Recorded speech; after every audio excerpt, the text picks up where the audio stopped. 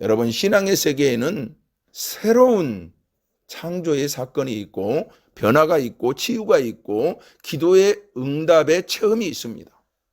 이 신령한 신비의 세계를 무시하고서는 기독교는 존재할 수 없습니다. 신앙에는 이처럼 인간의 지식으로 논할 수 없는 성령의 역사가 존재하고 있습니다.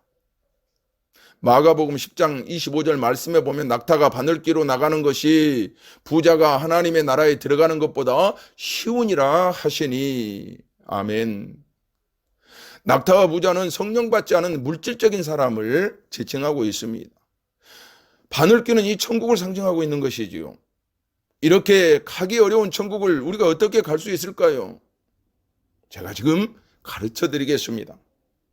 여러분, 낙타가 되지 말고 실이 되십시오. 어떻게 그럴 수 있습니까? 성령 받으면 됩니다.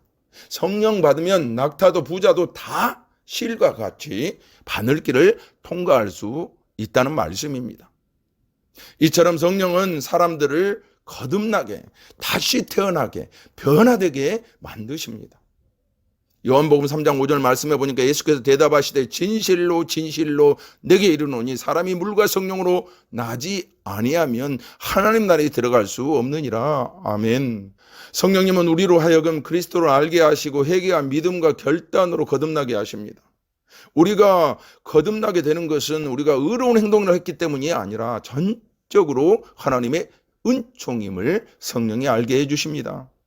디도서 3장 5절부터 7절 말씀해 보니까 우리를 구원하시되 우리가 행한 바 의로운 행위로 말미암지 아니하고 오직 그의 긍휼하심을 따라 중생의 씻음과 성령의 새롭게 하심으로 하셨나니 우리 구주 예수 그리스도로 말미암아 우리에게 그 성령을 풍성히 부어주사 우리로 그의 은혜를 힘입어 의롭다 하심을 얻어 영생의 소망을 따라 상속자가 되게 하려 하심이라. 아멘. 이처럼 전적으로 하나님의 은총임을 성령이 알게 해주시는 것입니다. 또한 우리가 복음을 듣고 믿음으로 의롭게 되었다는 사실도 성령이 보증해주고 있습니다. 에베소서 1장 13절부터 14절 말씀에 보니까 그 안에서 너희도 진리의 말씀 곧 너희의 구원의 복음을 듣고 그 안에서 또한 믿어 약속의 성령으로 인치심을 받았으니 이는 우리 기업의 보증이 되사 그 얻으신 것을 속량하시고 그의 영광을 찬송하게 하려 하심이라. 아멘. 우리가 복음을 듣고 믿음으로 의롭게 되었다는 사실을 이처럼 성령이 보증해 주시고 있습니다. 또한 우리가 하나님의 자녀임을 증명하십니다. 로마서 8장 16절 말씀에 보니까 성령이 친히 우리의 영과 더불어 우리가 하나님의 자녀인 것을 증언하시나니. 아멘.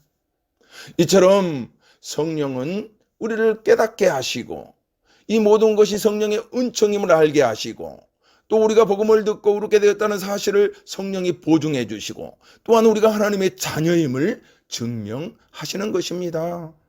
우리가 이 성령을 받고 이 성령이 임하실 때 나타나는 두 가지 큰 현상들이 있는데 첫 번째는 그것은 우리를 회개하게 하신다는 것입니다.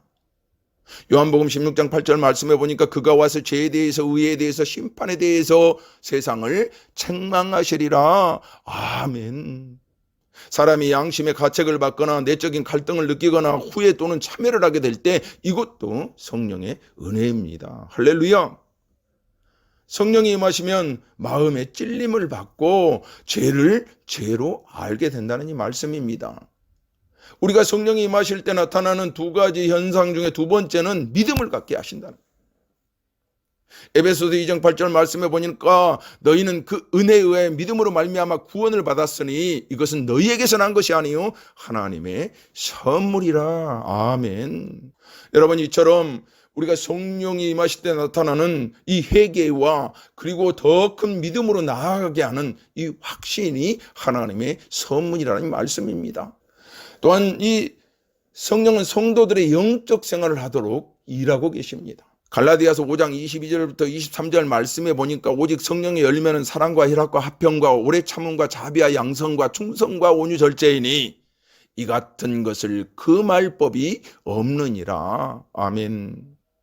사람이 그리스도를 영접할 때 성령은 그 사람의 마음속에 있게 됩니다. 그리하여 성령께서 우리 생활 가운데 오셔서 우리 생활 전체를 주관하시게 될 때 우리는 아름다운 생활, 능력 있는 생활을 할 수 있게 되는 것입니다. 사랑하는 형제 자매 여러분, 다른 종교는 억지로 오라고 하지 않아도 옵니다. 그런데 교회는 마치 도살장 가는 것 같이 따라와요. 왜 그렇습니까? 교회에 나오면 죽는다는 것을 알아요. 영적으로 그는 더러운 것들을 버려야 되고 나의 탐욕을 버려야 되고 나의 생활과 습관을 바꿔야 된다는 그런 사실을 영적으로 느끼기 때문에 그들은 거부하고 오더라도 마치 토살장에 끌려가는 것처럼 오게 됩니다. 그러나 죽으려고 죽는 것 같이 왔지만 그는 영생을 얻고 모든 억압에서부터 해방되는 그런 놀라운 축복을 받게 되는 것이죠. 사랑하는 성도 여러분, 믿음으로 우리가 의롭게 되는 일과 성도로서 거룩하게 되어가는 일은 구별됩니다. 이 두 가지를 시간적으로 구별하기는 어려울지 모르나 그 본질은 다릅니다. 활동 주체에 있어서 의인은 그리스도의 객관적인 역사에 의존하고 있습니다. 다시 말하면 우리가 십자가를 믿고 의지함으로 우리가 거듭나고 의인이 되지만 성화는 성령의 주관적인 역사에 의존합니다. 영의 하나님, 영의 예수 그리스도, 성령의 인도하심, 이것을 우리가 체험하고 받고 또 성령께서 하라 하지 마라 이 말씀에 순종하는 내 모습, 변화하는 모습이 외적으로 나타나게 되는 것이죠. 이것이 바로 성화되는 내 모습인 것입니다. 의롭게 되는 것은 우리의 실질적인 변화를 초래하고 있습니다. 거듭나는 것은 최초에 과격하고 갑작스럽게 변화돼요. 그러나 성화는 점진적으로 전진하는 과정이라고 할 수가 있습니다. 여러분, 신앙의 단계에는 이처럼 회개와 칭의와 성화와 안전의 이 네 단계가 있습니다. 성령을 통해 회개와 우리가 의롭게 되는 과정에 이르게 되고 또 우리 함께 배우는 이 믿음의 길을 통해서 성화되어지고 결국 완전에 이르게 되는 것입니다. 이처럼 우리는 말씀과 성령과 은혜 안에서 꾸준한 성장이 필요합니다. 그런데 이 성화의 구원을 이룸에 있어서도 하나님만, 성령님만 하실 수 있습니다. 즉 성결케 하시는 영의 역사에 의해서 그렇게 할 수 있다는 이 말씀입니다. 성령으로 거룩하게 된다는 말은 성령의 권능에 의해서 거룩하게 된다는 뜻입니다. 우리는 성령의 지배 아래에 있습니다. 기억하시길 바랍니다. 성령이 우리 지배 아래 있지 않다는 것을.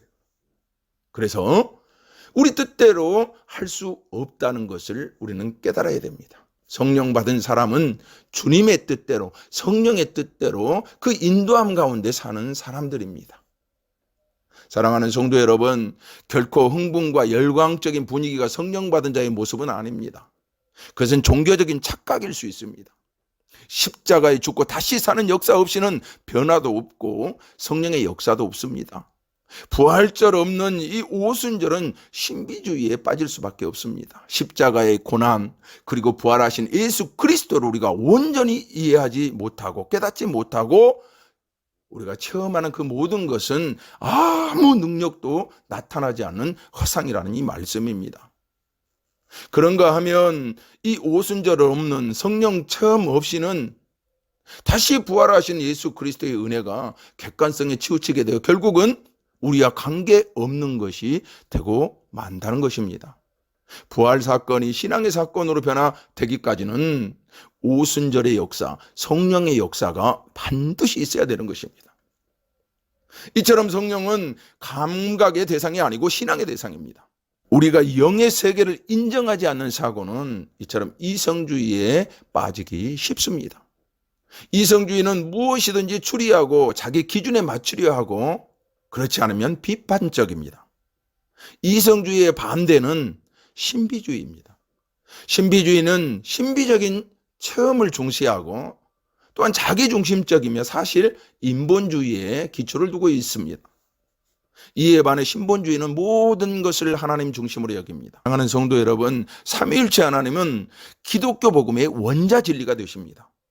여러분, 핵은 사용하지 않고 소유만 하여도 적이 덤비지 못합니다. 세계 최대 강국인 미국도 마음대로 못하지 않습니까? 왜 그렇습니까? 북한이 핵을 갖고 있기 때문에 그렇습니다. 여러분, 우리 그리스도인에게 있어서 핵이란 무엇일까요?